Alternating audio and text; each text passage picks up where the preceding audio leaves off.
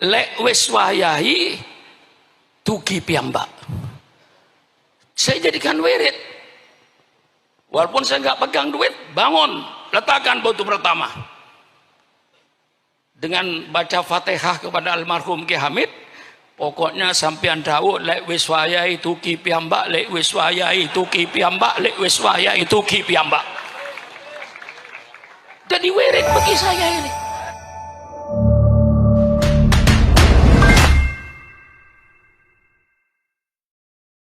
Assalamualaikum warahmatullahi wabarakatuh. Alhamdulillahi rabbil alamin.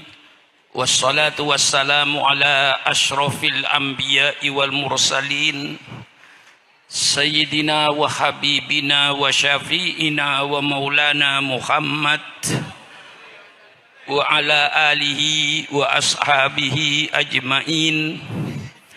Subhanaka la ilma lana illa ma 'allamtana innaka antal alimul hakim. La haula wa la quwata illa billahil aliyil azim. Amma ba'du. Para habaib yang saya muliakan, yang tidak saya sebut satu persatu dengan tidak mengurangi takdim saya kepada beliau. Para alim ulama yang saya muliakan, juga tidak mungkin saya menyebut satu persatu dari banyaknya, tapi insya Allah tidak mengurangi takdim saya kepada beliau. Hadirin dan hadirat sekalian yang berbahagia, wabil khusus kepada Sahibul Bait Al-Mukarram Kiai Haji Muhammad Rizdes bin Kiai Abdul Hamid yang saya muliakan, dan mudah-mudahan Allah panjang umurnya, bermanfaat kepada bangsa dan negaranya. Hadirin sekalian yang berbahagia, saya datang ke tempat ini sebenarnya tidak untuk memberi kajian. Karena ini tempat khusus. Saya datang hanya untuk mencari berkah dari almarhum Kiai Haji Abdul Hamid Pasuruan ini. Kalau pengajian semalam saya sudah ngaji di Bangkalan, nanti malam ngaji di Sumeneb. Insya Allah saya masih diberi kekuatan oleh Allah untuk menyalakan dakwah ini di seluruh kepulauan Indonesia ini. Alhamdulillah, umur saya ini sudah 82, masuk 83. Jadi sebenarnya kalau seorang pemimpin sudah pemimpin masa lalu.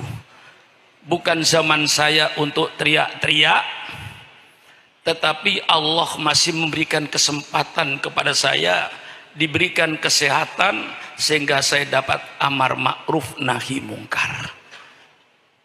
Ketika saya almarhum masih surganya, alhamdulillah selama saya datang ke Pasuruan ini, alhamdulillah belum pernah ditolak oleh beliau itu. Walaupun beliau kadang-kadang sedang sakit menolak tamu, tapi giliran saya alhamdulillah pernah beliau temui saya di tempat tidur, disuruh masuk ke tempat tidurnya, bicaralah di situ di sana.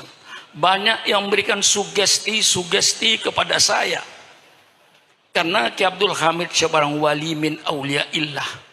Saya hanya mohon nasihatnya, mohon keberkahannya.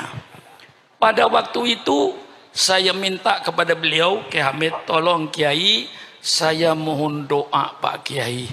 Apa doa yang terbaik Kiai Hamid untuk saya? Dan berikanlah kepada saya wirid Pak Kiai, wirid apa yang terbaik? Apa jawab beliau kepada saya? Wiridnya Ustadz sudah bagus. Kalau ada undangan jangan ditolak. Dan ini pesan beliau, jangan milih-milih undangan. Itu yang saya pegang. Sehingga di Jakarta saya disebut Kiai Kaku. Diundang menteri kadang-kadang saya nggak datang. Diundang gubernur saya tidak datang. karena ada undangan di RT, di musola kecil yang sudah bulanan mengundang saya.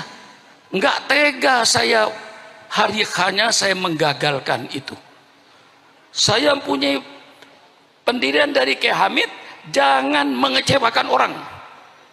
Jadi kalau udah undangan sudah ditulis, jangan sampai dibatalkan, jangan milih undangan. Satu ketika saya diundang orang besar, tidak saya sebutkan, untuk meresmikan satu pabrik dengan 17 Agustus. Saya kasihkan sama ajudannya ini, tolong ini agenda saya. Kalau kosong saya datang. Oh ada Pak, ke isi, tapi di musola di Cirebon, apa tidak bisa dibatalkan? Saya jawab, seandainya Anda jadi pengurus musola ini, sudah ngundang saya setengah tahun, sudah saya tentukan waktunya. Ketika waktunya ditentukan saya batalkan, ketahuan saya pidato di tempat lain. Bagaimana perasaan saudara? Ukur sama perasaannya. Ini ajaran yang diberikan Kiai Hamid kepada saya, sehingga saya kaku. Bukan kaku apa? Diundang menteri pun saya tolak, undang gubernur tolak. Karena pesan Kiai Hamid,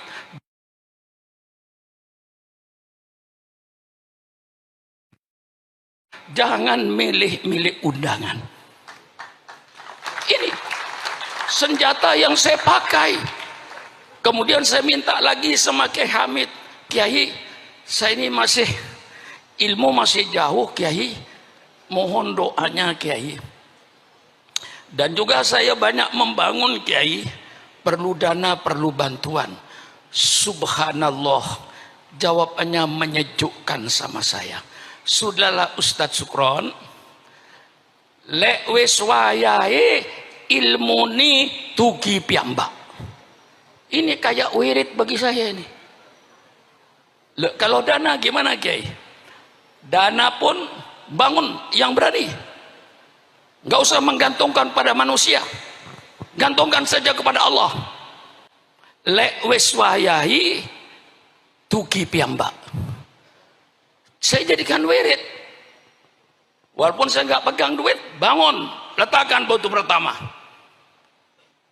Dengan baca Fatihah kepada almarhum Kiai Hamid, pokoknya sampean tahu lek wis wayahe tuki piyambak, lek wis wayahe tuki piyambak, lek wis wayahe tuki piyambak. Jadi wirid bagi saya ini. Sering saya pidato di mana-mana, lek wis wayahe tuki piyambak. Bukan bahasa Arab lagi.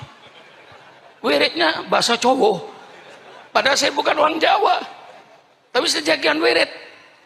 Bangun. Alhamdulillah, berkah dorongan almarhum, saya berani membangun. Barangkali alhamdulillah pondok pesantren saya di tengah-tengah kota, di kota Jakarta, kalau tidak karena keberkahan ulama dan para habaib, tidak mungkin Syukuran Makmun akan menepi tanah 3,5 hektar di ibu kota. Siapa yang punya tanah 3,5 hektar di ibu kota? Tolong carikan. Tidak ada. Pondok pesantren Romanu 3,5 hektar di Jakarta Selatan. Kalau tidak berkahnya para ulama, tidak berkahnya para habaib, ini yang saya mantep. Jadi setiap saya membangun, gak saya mikirkan duit, urusan belakang. Beli batu 1 truk, beli pasir, beli semen, letakkan batu pertama. Pokoknya saya yakin, lek wis wayahi, lek wis wayahi, insya Allah almarhum mendengar perkataan saya ini. Ini saya pegang, hanya pegang lek wis wayahi. Karena Kiai Hamid bilang, Ustadz dikirnya sudah bagus. Dikir apa? Kiai, lek wonten undangan jangan ditolak, jangan milih-milih undangan. Lek boten wonten undangan sampean ngaos dari kalian santri-santrinya. Itu saya pegang teguh. Perkataan Kiai Hamid dan itu yang membangkitkan saya. Tidak takut saya sampai sekarang. Barangkali kalau datang ke Jakarta, ya coba sedang membangun gedung, panjangnya 72 meter, lebarnya 35 meter tanpa tiang. Kok berani? Lek wes waya itu kipi hamba, apalagi kalau nanti giliran pasang keramik, datang keramik. Giliran pasang kap di atas, datang kap. Belum pernah terlambat. Ini keyakinan saya, tawassul saya ini. Dengan Fatihah kepada almarhum, terus saya semangat, lek wes waya itu gipi mbak. Nah, ini saudara-saudara, alhamdulillah saya belum pernah datang ke Pasuruan. Dalam keadaan Kiai Hamid sakit bagaimanapun saya masih dipanggil. Beliau di tempat tidurnya, saya di bawah. Saya sering minta nasihat kepada beliau, dan itu yang saya pegang. Maka sampai sekarang saya diundang di RT pun, musola di bawah jembatan pun saya datangi.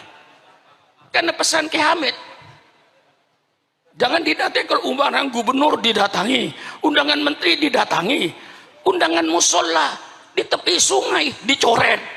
Ini kiai kurang ajar ini sebenarnya.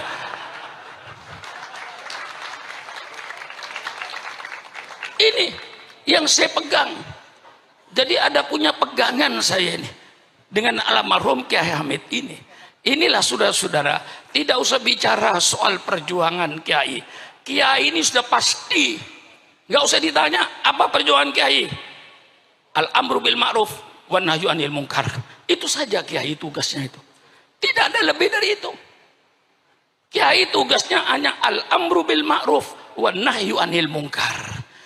Maka kalau ada, maaf pemerintah, maaf Pak Menteri, maaf Pak Wali Kota, maaf Pak Bupati, kalau dia kiai berbeda dengan pemerintah, itu kiai yang bagus. Kiai yang peduli dengan negaranya. Tidak mau kiai membiarkan negara ini hancur. Tidak mau kiai membiarkan negara dalam kedoliman. Kiai tegur. Kiai yang negor ini kiai yang baik, yang cinta negara, cinta bangsa. Kalau ada kiai berbeda, jangan ditangkap, jangan dipenjara. Kalau ada kiai berbeda, undang ke kantor kabupaten. Syukron Makmun berbeda dengan Bupati Lumajang. Bukan musuh saya ini. Saya cinta sama bupati, supaya bupatinya tidak tergelincir. Undang saya ke kabupaten. Ini namanya demokrasi. Ngopi bersama dengan bupati. Betul apa tidak? Kalau perlu dengan mie goreng. Betul apa tidak? Mari bicara apa maunya Pak Sukron. Oh begini Pak Bupati Lumajang, begini Pak Bupati Pasuruan, sesuai dengan Al-Quran dan Sunnah Nabi begini. Kan enak toh. Jangan dimusuhi lalu dianggap lawan. Ulama ini yang mendirikan republik ini. Kalau tidak ada ulama, tidak ada NKRI. Saya tegas, persilakan yang mau nuntut. Tidak ada ulama, tidak ada NKRI. Saya berikan fakta. Karena yang sekarang jadi pemimpin ini orang yang tidak baca sejarah barangkali. Ya, Al-Mukarram Kiai Stakuf itu yang akrab dengan saya dulu kakeknya. Kiai Bisri Mustafa yang akrab dengan saya kemana-mana. Lalu dengan Kiai Ulil Bisrinya, sekarang cucunya. Lah ini perlu baca sejarah. Ketika Indonesia mau proklamasi, Bung Karno bikin 60 panitia, gagal. Akhirnya bikin 9 panitia. Terdiri pada Bung Karno, Bung Hatta, Maramis dari Katolik, Abi Kusno, Wahid Hasim, dan termasuk beberapa ulama-ulama lainnya mendapatkan rumusan. Apa rumusnya? Negara Republik Indonesia berdasarkan ketuhanan dengan kewajiban menjalankan syariat Islam bagi pemeluk-pemeluknya. Di luar Islam tidak usah menjalankan syariat Islam bagi. Ini yang disebut Piagam Jakarta.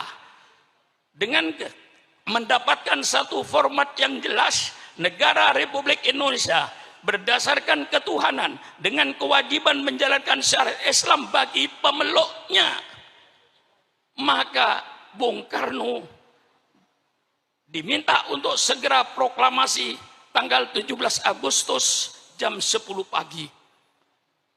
Proklamasi, kami bangsa Indonesia dengan ini menyatakan kemerdekaan Indonesia. Hal-hal yang mengenai pembinaan kekuasaan dan lain-lain akan dilaksanakan dengan cara saksama dalam tempo yang sesingkat-singkatnya. Masa kiai sudah apa? Kiai sudah proklamasi begini kok masih dicurigai? Radikal. Apa-apaan itu? Nggak ada itu. Kiai radikal tidak ada. Kalau kiai amar ma'ruf nahi mungkar, kiai ada. Betul kan? Kita ini cuma menawarkan konsep. Kita ingin melaksanakan peradaban Islam yang berdasarkan Quran dan hadis. Ini yang kita inginkan. Karena banyak peradaban yang berdasarkan hawa nafsu. Seperti night club, dansa, joget, telanjang. Itu peradaban, tapi dasarnya nafsu. Kami ingin bentuk suatu peradaban, suatu bangsa berperadaban yang berdasarkan Quran dan Sunnah Nabi. Ini kami mau tonjolkan. Walladzi arsala rasulahu bil huda wa dinil haq liyudhhirahu 'alad dini kullih. Dialah Allah yang mengutus utusannya dengan petunjuk dan agama yang benar. Untuk apa itu, Kiai? Liyudhhirahu, untuk diperlihatkan kepada bangsa Indonesia. Ini syariat Islam. Anda mau pakai persilakan, Anda tidak mau pakai persilakan. Wa ma alaina illal balaul mubin. Inilah syariat Islam. Kiai harus berani menampakkan ini syariat Islam. Bagaimana syariat Islam dalam berkeluarga, bagaimana syariat Islam dalam bermasyarakat, bagaimana syariat Islam dalam ekonomi, bagaimana syariat Islam dalam politik. Semua Islam ada. Jangan dikira tidak ada. Yang sekarang pada kiai pada takut bicara politik. Kiai, yang melarang politik itu dulu Belanda. Karena Belanda ingin menjajah Indonesia. Kiai dilarang baca politik, tidak boleh bicara politik di masjid, di majelis taklim dan lain-lainnya. Itu yang melarang bicara politik Belanda. Kalau sekarang masih ada orang yang melarang kiai bicara politik, itu berarti sisa-sisa Belanda. Jelaskan? Jelaskan? Itu sisa-sisa Belanda itu. Persilakan. Kalau kiai sayang negara, kalau kiai cinta sama NKRI, saatnya kiai bicara politik. Politik Al-Quran, politik sunnah Rasulullah. Bukan politik kebohongan, bukan pencitraan, tapi kejujuran politik yang diminta itu. Betul apa tidak? Persilakan kiai bicara politik. Politik Al-Quran. Bicara politik. Politik sunnah Rasulullah. Yang kayak tadi itu, Pak Bupati dan Pak Menteri, itu semuanya dalam Islam ada. Jangan mempersulit urusan rakyat. Hadis. Man waliya min amri ummati fasyaqqa alaihim fashquq alaih. Barang siapa yang memegang pimpinan urusan umatku, dia mempersulit urusan umatku, maka dia nanti akan dipersulit oleh Allah di padang mahsyar. Maka ketua RT, ketua RW, lurah, camat, bupati, wali kota, gubernur, presiden, menteri, jangan mempersulit urusan rakyat. Kalau bisa dipermudah, mengapa dipersulit? Jangan sebaliknya. Kalau bisa dipersulit, mengapa dipermudah? Iblis. Nah, ini betul? Betul ya, Pak? Kalau bisa dipersulit, kalau bisa dipermudah, mengapa dipersulit? Man waliya min amri umatih fasaqwal fasquq alaih. Man yasta'illahu ru'yatan yamutu yauma yamutu. Wa wasul li ru'yatihi haramallahu alaihil jannah. Ini hadis politik. Ayo bicara dengan orang-orang politik. Saya undang ke rumah. Ayo bicara politik dengan Syukuran Mamun. Ini hadis politik. Barang siapa yang Allah jadikan pemimpin, Kemudian dia mati. Ketika mati Kebah sedang menipu rakyatnya, pemimpin semua itu haram masuk surga. Haram masuk surga. Doakan pemimpin-pemimpin yang belum memenuhi janjinya ketika kampanye, mudah-mudahan dipanjangkan umur. Betul apa tidak? Hei pemimpin-pemimpin yang kau belum melaksanakan janji-janjinya ketika kampanye, tolong ya Allah jangan dimatikan dulu. Kalau nanti dia sudah memenuhi janjinya, mau mati, matilah kau.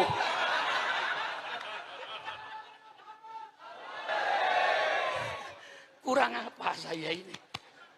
83 tahun. Nggak pantas saya bicara begini nih. Bukan waktunya sudah. Giliran Kebah ini. Dulu ayah beliau yang akrab dengan saya. Namanya Kiai Nur Salim kan. Itu paling akrab dengan saya. Di pesantren hampir tiap tahun saya ke situ. Sekarang putranya. Giliran sampian sekarang itu.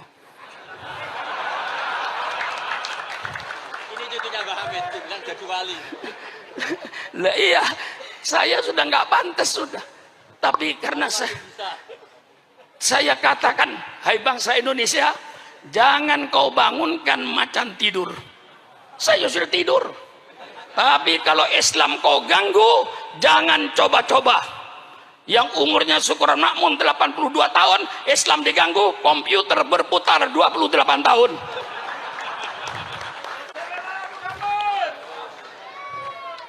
Betul? Betul. Lah kalau saudara ingin tahu pemerintah terus terang aja, syukuran makmum, ketua RT, ketua RW, lurah, camat, sampai bupati, sampai presiden, semua yang ada ini tidak ikut berjasa dalam NKRI itu. Yang berjasa dalam NKRI itu siapa? Yang di kuburan itu. Kita cuma pandai makan jasa. Bapak Haji saya pandai makan jasa. Jangan hanya pandai makan jasa, tapi kau harus pandai pula berjasa. Orang yang hanya pandai makan jasa tapi tidak mau berjasa, itulah orang-orang yang hanya pandai berjoget di atas kuburan orang lain. Jangan kau berjoget di atas kuburan orang lain. Betul atau tidak? Mari kita berjasa. Sudah pemilihan umum biayanya mahal, 100 triliun lebih, dipilih oleh rakyat, digaji oleh rakyat, gajinya 60 juta ke atas. Kok yo tego? Sudah gajinya gede kok yo tego masih nyolong duit rakyat. Itu kemana perasaannya? Sudah tidak ikut berjasa. Yang berjasa pahlawan itu. Maka kalau pemerintah ingin tahu kontribusi umat Islam terhadap NKRI, saya katakan pemerintah, kalau pemerintah ingin tahu tentang bantuan umat Islam terhadap NKRI, tolong pemerintah adakan sensus kuburan. Loh, betul kan? Sensus kuburan. Tiap kabupaten ada teman pahlawan kan? Pasuruan ada, Probolinggo ada, Sidoarjo ada, Mojokerto ada, taman pahlawan. Tolong pemerintah masuk taman pahlawan itu. Sensus, siapa nama, agama apa, siapa nama, agama apa, siapa nama, agama apa, siapa nama, agama apa. 99% darahnya umat Islam untuk NKRI. Jerit saya ini supaya paham semuanya itu. Sakit saya ini. Maka walaupun sakit-sakit nggak bisa jalan, masih saya paksa. Soalnya Kiai Idris ketemu saya di kuburan Kiai Hamid. Ketika saya takziah ke kuburan, tolong Kiai nanti maulid kalau bisa datang usahakan iya. Nah, ya sudah. Saya sudah mau berhenti juga.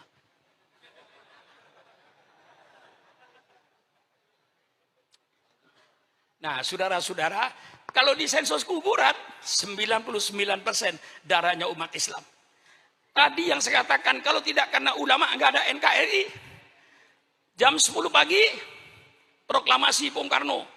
Jam 3 sore angkatan laut Jepang datang kepada Bung Hatta. Dia bilang kalau 7 kata ini tidak dicoret, Indonesia Timur tidak ikut. Subhanallah. Pagi proklamasi, jam 3 Pak Saiful mau pecah Indonesia ini. Ya saya kenal betul dengan dia. Sama-sama NU-nya kok. Saya sejak dulu NU, tapi NU dulu. Tapi rupanya kembali ke NU dulu dia. Kalau NU dulu sama dengan saya. Apa? Iya. Kalau NU yang macam-macam, ya tunggu dulu. Betul atau tidak? Kalau NU, ya ini sudah saya tahu dia kembali kok. Selalu merayu saya kok. Ke pesantren saya berkali-kali itu menunjukkan tanda rujuk itu ya. Iya, soal kelahian Pak Saiful ngerayu itu urusan dia lah, tapi yang jelas berhasil dia kok. Sampai saya bilang, tolong kalau betul Habib Taufik datangkan betul loh dia itu. Iya, yang saya minta temu sampean loh. Jangan dikira. Nggak ngomong dia. Baru ngerayu. Ya, pokoknya urusan ngerayu kasih dia lah. Nah ini saudara, jam 3 sore Angkatan Laut Jepang itu datang menghadap Bung Hatta. Kalau ini tidak dicabut, kami Indonesia Timur tidak ikut. Berarti waktu ada Republik Indonesia Timur, ada Republik Indonesia Barat. Tanggal 18, Bung Hatta kumpulkan lagi. Minus Pak Wahid Hasyim karena pulang ke Indonesia diganti dengan seorang ulama dari Sumatera. Perdebatan terjadi. Kata satu tidak bisa, ini sudah ditandatangani. Kata satu gimana? Nah nanti kalau pecah Indonesia ini dengan lapang dada wahai bangsa Indonesia dari Sabang sampai Merauke. Kalau tidak karena lapang dadanya para tokoh Islam waktu itu, NKRI tidak ada. Tegas saya. Tangkap aja. Saya sudah umur 82 tahun loh. Di penjara tinggal wirid aja. Lah iya. Saya sudah nggak ada apa-apa sekarang Pak Saiful. Nggak usah curiga dengan Sukron Makmun. Walaupun saya nanti aktif di NU, jangan curiga. Jangan curiga. Mau jadi menteri sudah ketuaan. Mau jadi DPR sudah ketuaan. Tidak ada yang ada depan saya kecuali kuburan. Di depan saya kuburan. Jabatan sudah nggak ada, sudah lewat semuanya itu. Kalau saya masih umur 60 tahun, sampean boleh curiga saya, takut disaingi jabatannya. Takut berebut menteri. Tidak bakalan sekarang sudah sampai mau jadi menteri aja. Saya sudah lihat kuburan situ tuh. Nggak usah curiga. Ini umur sudah umur tambahan. Berdebat dengan lapang dada. Tokoh Islam cabut 7 kata itu. Dicabut itu. Dengan kewajiban menjalankan syariat Islam bagi pemeluknya, cabut, coret. Tapi ulama minta gantinya. Gantinya apa? Maha Esa, lebih mahal lagi. Secara akidah lebih mahal lagi. Maka berubahlah Pancasila tanggal 17 masih berbunyi negara Republik Indonesia berdasarkan ketuhanan, ya, berdasarkan ketuhanan, tidak ada Maha Esa, berdasarkan ketuhanan dengan kewajiban menjalankan syariat Islam bagi pemeluknya. Tanggal 18 Agustus berubah. Indonesia berdasarkan ketuhanan yang Maha Esa, titik. Kalau seandainya ulama waktu tidak mau merubah dan tidak mau mencabut, ya tidak ada NKRI itu. Masa ulama yang dicurigai tidak cinta NKRI? Ong Kiai yang bikin kok. Nah, saya kira masih ada pembicara lagi ya. Nah, sudah. Ya biasanya saya ini pidato tuh ya 4 jam non-stop tanpa minum. Tadi itu saya hormati aja ngasih minum itu ya. Sebenarnya saya tanpa minum 4 jam juga nggak apa-apa. Allah sudah bikin tenggorokan saya spesialis. Insya Allah. Nah itulah saya sebenarnya banyak cerita. Tolong nanti kayak Bahak. Kita ingin membentuk satu peradaban yang berdasarkan Quran dan hadis. Peradaban berumah tangga. Peradaban dalam bermasyarakat. Peradaban di dalam ekonomi, peradaban di dalam politik. Intinya kayak Bahak, mengapa Islam bicara ini? Supaya anggota rumah tangganya berakhlakul karimah. Mengapa bicara ekonomi? Supaya pelaku-pelaku ekonomi itu berakhlakul karimah. Mengapa bicara politik? Supaya pelaku-pelaku politik. Ya, betul kan? Ya, enggak apa-apa, dia desa itu terbuka, Pak, terbuka. Ya. Supaya pelaku politik, siapa pelaku politik? Wali kota, bupati, gubernur, presiden, menteri, anggota DPRD sampai DPR pusat dan pejabat tinggi, itu semuanya pelaku politik.